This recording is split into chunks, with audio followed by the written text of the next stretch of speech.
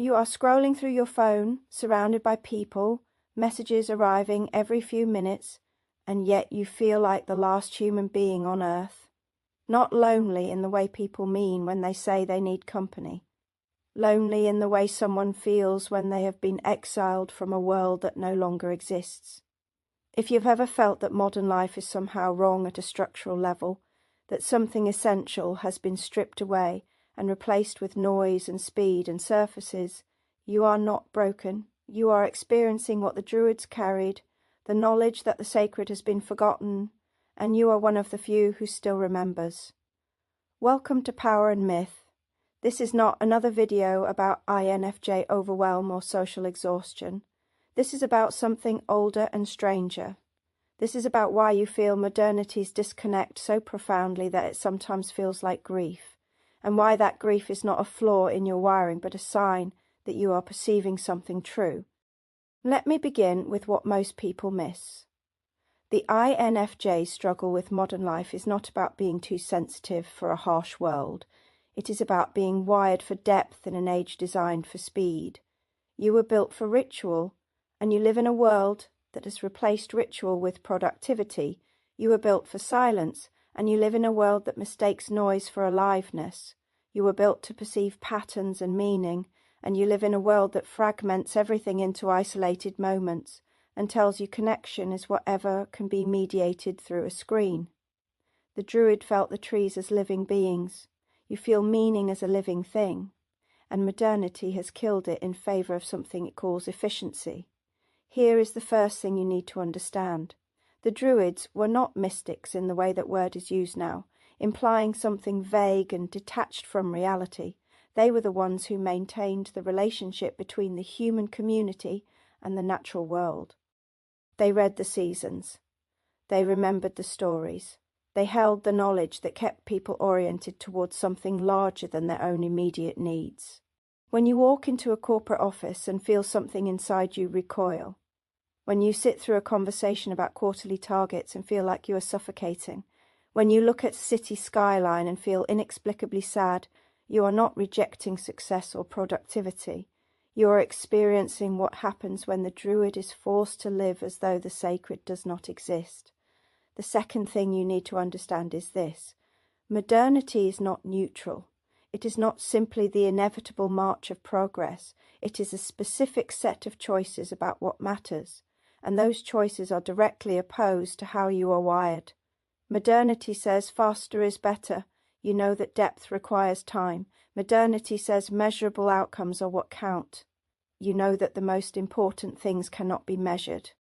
Modernity says the individual is the primary unit of meaning.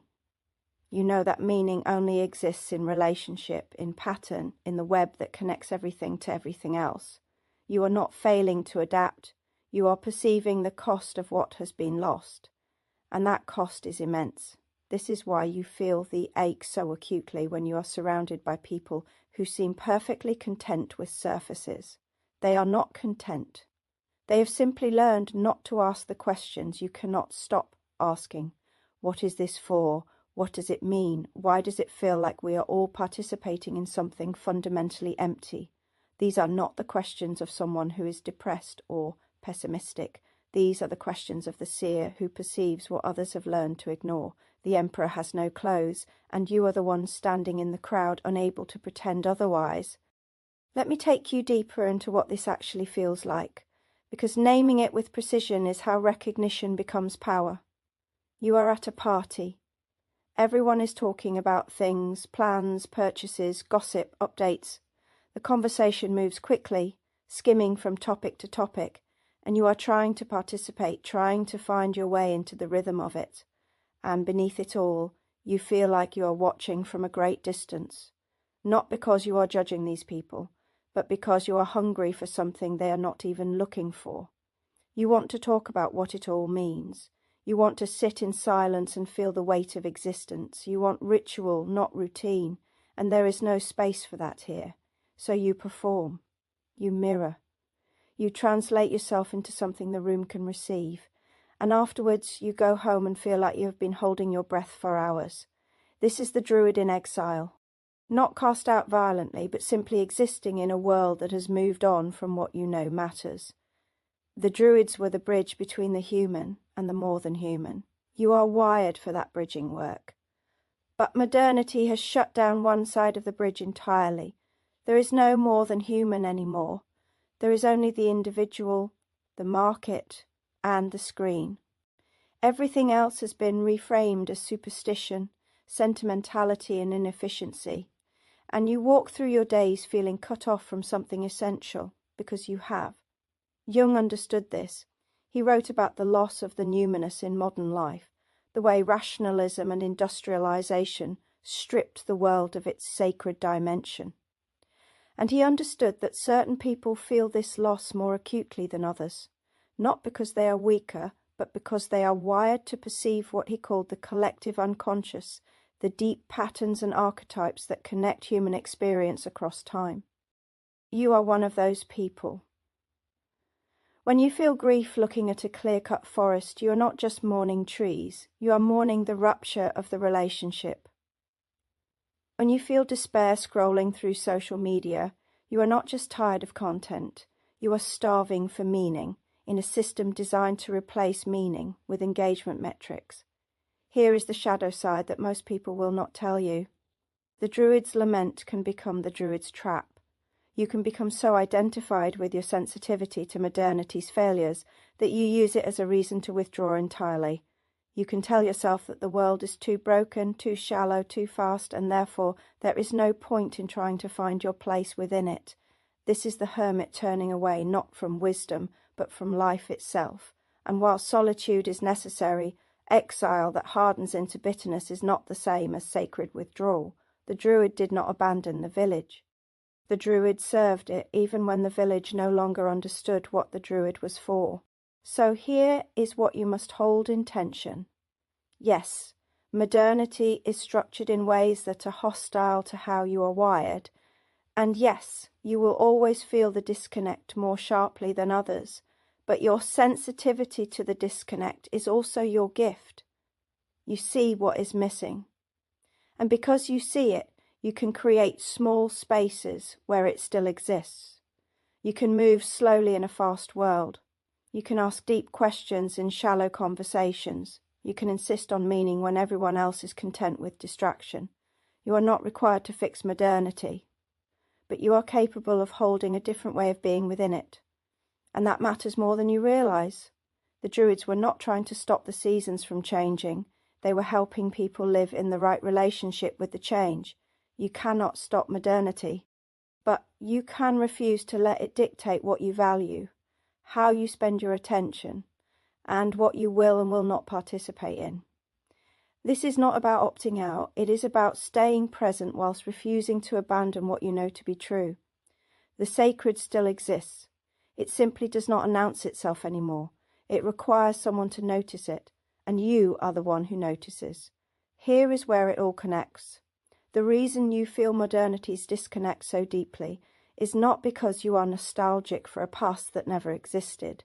It is because you are wired for a way of being that modernity has systematically dismantled. You are the inheritor of the Druid's role, not literally, but archetypally. You are the one who perceives the patterns beneath the surface, the one who knows that rushing produces nothing of lasting value, the one who feels the cost of living as though only the material and measurable are real. And this is not a burden you carry alone. Every INFJ knows this ache. Most have simply never heard it named. The path forward is not to reject modernity entirely. You live here. You are embedded in its structures whether you like it or not. The path forward is to become bilingual, to learn to move through the modern world whilst maintaining your orientation toward what it has forgotten. This is hard work. It requires you to hold two things at once: participation and resistance. You go to the job, you pay the bills, you show up for the conversations about nothing. And beneath it all, you protect something, a slower rhythm, a refusal to be captured entirely, small rituals that reconnect you to the sacred, time in nature that is not optimized for productivity, silence that is not filled with content, friendships where depth is still possible. You are not alone in this. The Power and Myth community is built of people who know exactly what you are experiencing. We are the ones who have always felt slightly outside time, as though we were born remembering something everyone else has forgotten. And we gather here not to be told we are special, but to be reminded that we are participating in something real. The Druid's lament is not despair, it is love. It is the grief that comes from perceiving what matters and watching it be discarded. And that grief is proof that you are awake. So tell me, when do you feel the disconnect most acutely? Is it in the hyper-connected loneliness of modern communication, the speed that allows no time for integration, the flattening of everything into content and consumption? I want to know which part of this landed for you, and if you want to keep exploring this territory with others who speak this language, subscribe. You are part of something here. This is Power and Myth, where your depth is not too much. It's exactly enough. Until next time, find your power, know your myth.